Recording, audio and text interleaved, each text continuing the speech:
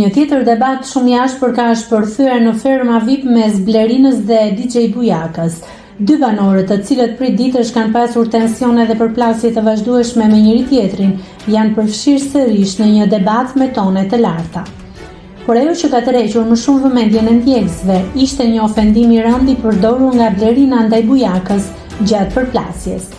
Në pamjet që po qarkullojnë online, ajo dëgjohet duke i drejtuar atij një sharje banale, moment që ka shkaktuar reagime dhe zemërim në rrjetet sociale.